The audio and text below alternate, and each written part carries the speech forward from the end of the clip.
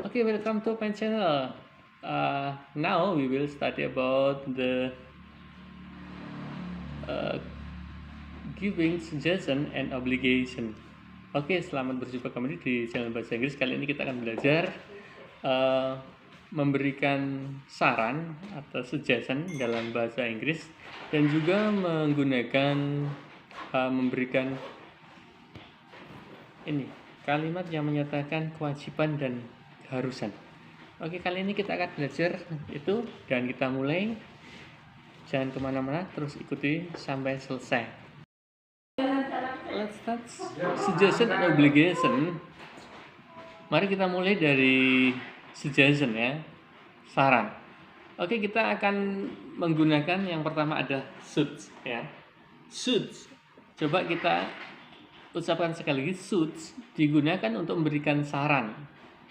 Yang namanya saran sifatnya tidak wajib atau berbeda dengan obligation, yaitu kewajiban atau keharusan. Makanya kali ini kita akan belajar menggunakan should.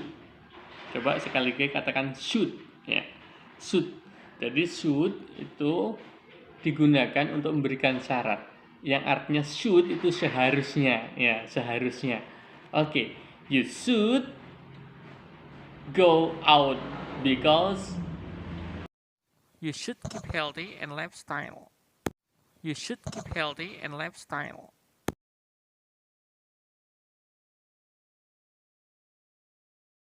Okay, for the first, we will study about should. Ya, untuk yang pertama kita akan belajar should. Should digunakan untuk memberikan saran atau suggestion yang artinya should itu seharusnya. Should itu tidak wajib, berbeda dengan obligation atau kewajiban ya. Kalau should itu kalian bisa menggunakan memberikan saran ke orang, misalkan you should not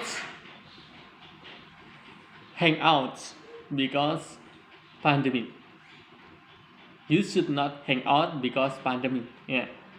Oke, kamu seharusnya tidak keluar karena pandemi ya. Oke, itu saran ya. Kalaupun Anda keluar itu terserah. Oke.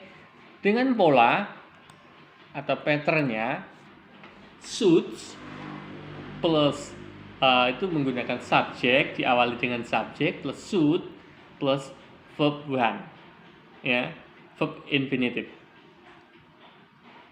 Kalaupun diikuti dengan adjective itu diawali dengan should plus subject plus should be plus adjective ya. Saya kasih contoh untuk yang pertama, you should drink medicine to get well soon ya. You should drink medicine to get well soon ya. Kamu seharusnya minum obat supaya cepat sembuh ya, misalkan seperti itu. Kalau ada temennya yang sakit ya kita kasih saran ya. Oke. Dan selanjutnya itu berarti menggunakan setelah subjek should kemudian diikuti dengan verb infinitive ya. Coba kita lihat contoh yang lain. You should be calm in the classroom ya. Karena ini contoh yang kedua. Jadi setelah should itu ada be. Karena diikuti adjective. Ya, adjective kata sifat ataupun kata keterangan bisa, ya. You should be calm in the classroom. Kamu harus seharusnya sabar. Nah, jadi kamu seharusnya sabar seperti itu, ya, di dalam kelas. Oke.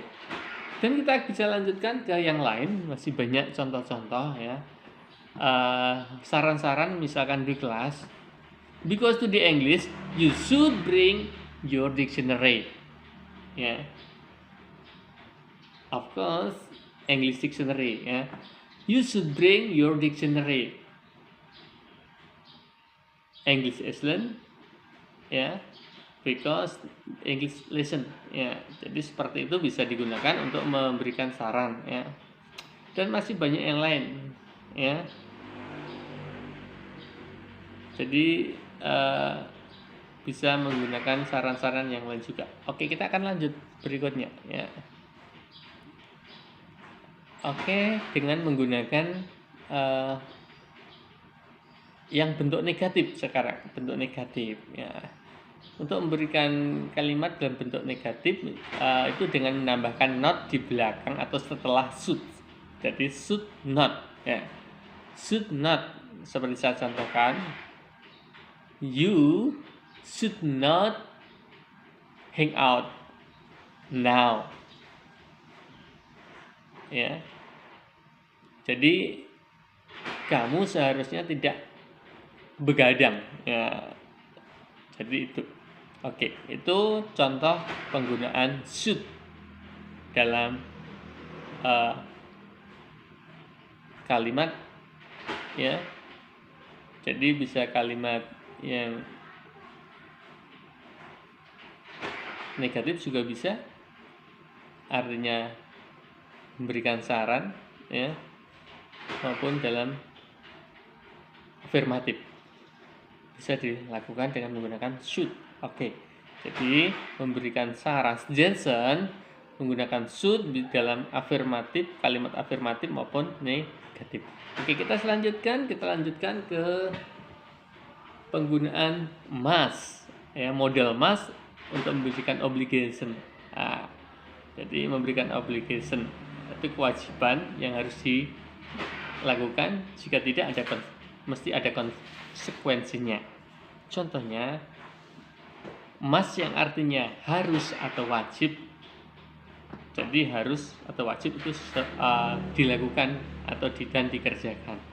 Oke, saya kasih contoh untuk pattern atau polanya. Dimulai dari subjek, kemudian ada must plus verb one atau verb infinitive untuk afirmatif ya. Kemudian juga bentuk lain setelah must itu ada be jika diikuti oleh adjective maupun adverb ya.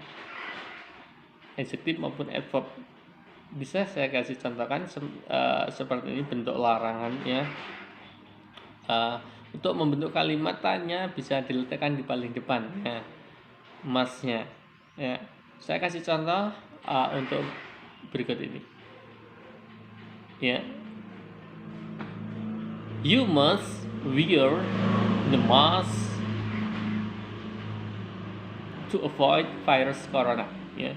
You must wear the mask to avoid from virus corona ya. Kamu harus memakai masker ya untuk menghindari virus corona ya. Jadi kalau tidak mau pakai masker ya terserah, ada efeknya nanti ya, misalkan seperti itu. Oke. Contoh yang lain, larangan misalkan ya. Larangan ini lebih keras lagi ya. Jadi ada must not itu artinya melarang. You must not ya. You must not go to the markets misalkan ya. Contohnya itu kamu dilarang pergi ke pasar. Nggak apa-apa, sebenarnya ke pasar nggak apa-apa, tapi boleh untuk menghindari virus kita sebaiknya tidak ke pasar. Itu lebih ke saran sih, tapi itu lebih melarang orang misalkan berkerumun.